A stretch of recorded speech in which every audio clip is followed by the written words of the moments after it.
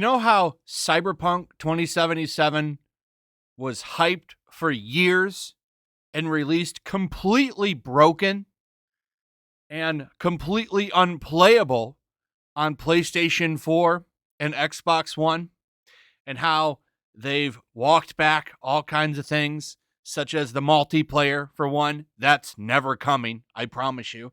And they're still releasing content patches for the game. It's still being fixed. I don't think this game is ever going to be playable like it looked like when they first showed it years ago. Well, none of this is the real problem.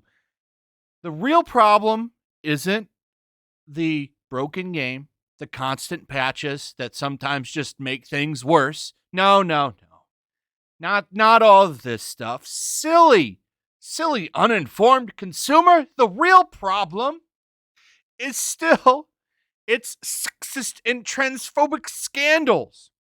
And it's going to haunt the game. And that's truly what's going to make the game irrelevant. It'll haunt it into gaming irrelevance. Is there any hope of CD Projekt Red's massive sci-fi RPG escaping its many controversies? Or will they be better remembered than the game itself?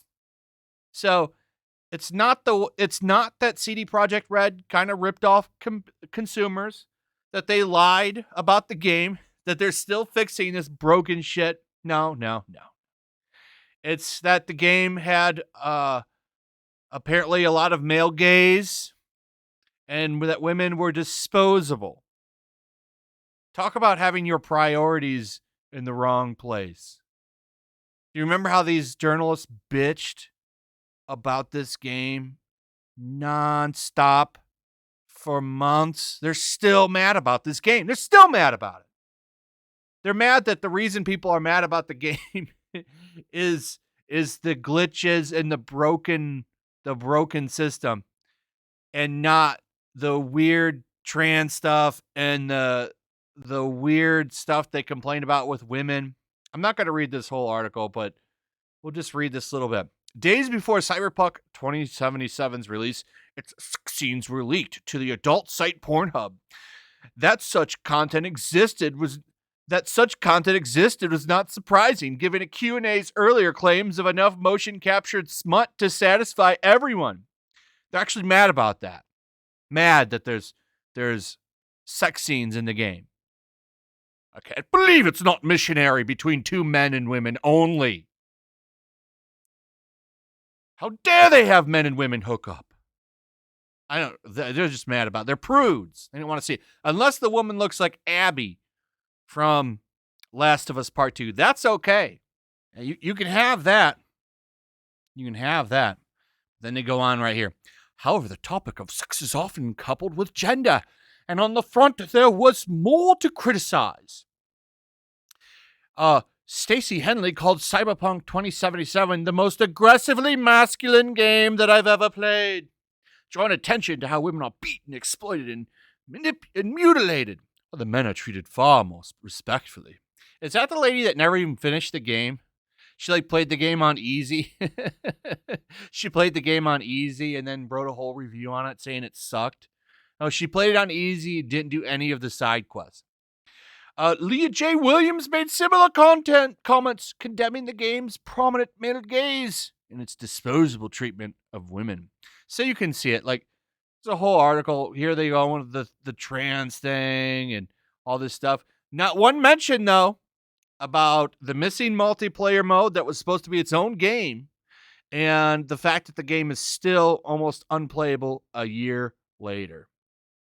And even if it is playable, I watched that video that some ordinary gamers made the other day, and it's even if they do fix it, doesn't matter, because it's not like it's an open-ended changing game. The main story is still there, and most people have already played it. So, congratulations, journalism, hitting the real topics, the real subjects, still talking about this shit 3 days ago.